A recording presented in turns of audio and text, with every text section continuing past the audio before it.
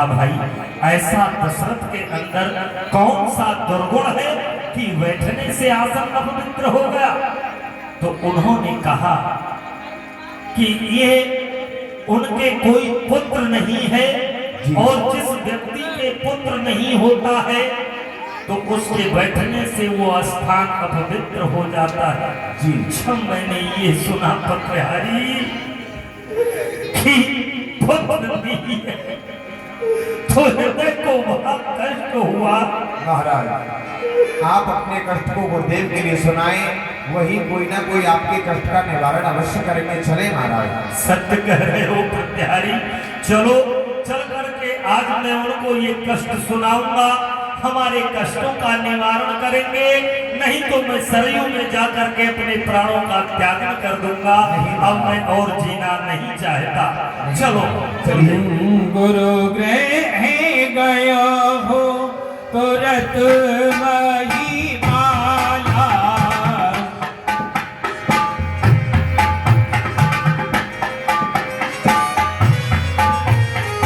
गुरु गृह गयो हो तुरत वही माला, चरणी लागो कर बिना हे रसाला, गुरु गृह गयो। मनीष जी की तरफ से 100 रुपए दान हो रहे हैं। मनीष तिवारी की तरफ से भगवान प्रसन्न रहे। आइए नागर, आज अचानक हमारे आश्रम पर आने का क्या कारण है? और हम देख रहे हैं जो मुखारबिंद सदैव कमल के समान खिला रहता था, आज उस मुखारबिंद पर कुछ चिंता के चिन्ह दिखाई दे रहे हैं। क्या चिंता है राजन? क्या कष्ट है? गुरुदेव, आप सब कुछ जानते हुए हमसे पूछ रहे हैं।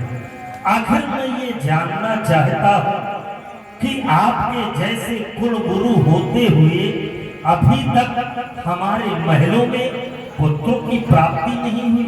आखिर हमने ऐसा कौन सा उपाय नहीं किया? शास्त्रों में वर्णन आया है कि व्यक्ति संसार में जन्म लेता है तो गृहस्थ धर्म चलाने के लिए एक विवाह करना चाहिए।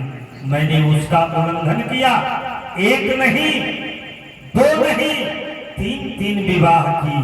अपने शारीरिक सुख के लिए नहीं, पुत्र प्राप्ति के लिए 3 विवाह किए। हे स्वामी, कर चुका विवाह 3, लेकिन फल उसका मिला नहीं। ये चौथापन है आने वाला, लेकिन हस्त कमल अभी खिला नहीं।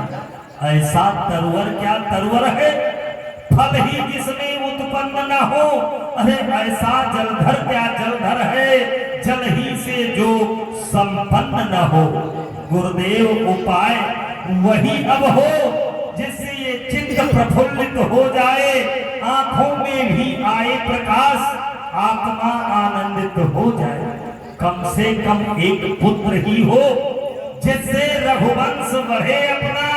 अरे पितरों को भी तर्पण पहुंचे, आगे को नाम चले अपना। और इतना ही नहीं गुरुदेव, जब व्यक्ति संसार को छोड़ करके जाता है तो उसकी अंतिम क्रिया के लिए पुत्र की आवश्यकता होती है। ये चली जाती है आयु, क्या भरोसा प्राण का स्वामी नहीं देखा है आज तक मुखड़ा संतान का स्वामी। करेगा कौन चिंता लाश तक मेरी उठाने की, अरे वो चिता भी राह देखेगी उसे अग्नि लगाने की। गुरुदेव, मानता हूं ये समाज के लोग मिल करके दाह क्रिया भी कर देंगे, लेकिन जब तक अपने अंश से जाया हुआ पुत्र गया में जाकर के पिंडदान नहीं करेगा, तब तक उस व्यक्ति को ऊख नामक नरक से मुक्ति नहीं मिलेगी। गुरुदेव, मैं पुत्र की कामना को लेकर के आपके पास में आया हूँ। आप मुझे आशीर्वाद प्रदान करें, और नहीं तो मुझे आज्ञा दें, मैं सरयू में जाकर के इसी समय अपने प्राणों का त्याग कर दूंगा। अब जीना नहीं चाहता। राजन, आप तो ज्ञानी हैं, आपको ऐसे शब्द शोभा नहीं देते। पुत्र के लिए इतनी चिंता कर रहे हो, पुत्र के लिए इतना मोह। जानते हैं, चिंता करने से इस सुंदर शरीर का विनाश हो जाता है। राजन, ये चिंता चिता से भी बढ़कर है, चिंता चिता से बढ़कर है, घुन के समान लग जाती है। अरे चिता मुर्दे को जलाती है, चिंता जीते जी खा जाती है। किसके लिए इतनी चिंता कर रहे हैं? पुत्र के लिए। राजन, हो जाए पुत्र को पुत्र कहे तो घर को संसार बनाता है, और है राजन ये वृथा विचार, बेटा का नाम चलाता है। अब तक जितने मान भाव हुए, अपने आप यश कमाया है, ध्रुव पहलाद आदमों का या पुत्रों ने ही नाम चलाया है। अब तक जितने भी महापुरुष हुए, क्या उनका नाम, उनका यश पुत्रों के द्वारा गाया गया है, पुत्रों के द्वारा ही उन्हें मोक्ष प्राप्त हुई है। नहीं राजा, फिर भी आप हमारे पास में आए, क्या कह रहे हैं? या तो मुझे सरयू में जाकर आत्महत्या करने की आज्ञा दो। राजन, आत्महत्या करना पाप है। आप ये भी जान लो कि आज तक आपके पुत्र क्यों नहीं हुआ, इसका भी एक कारण है। इसका कारण यही है कि जो लंका का राजा रावण है, जिस समय में भगवान शिव की आराधना कर रहा था, अपने शीशों को काट काट के भगवान शिव पर चढ़ा रहा था, तो उसने अपने भाग्य को पढ़ा। उसके भाग्य में लिखा था कि दशरथ का पुत्र उसका मृत्युदाता होगा।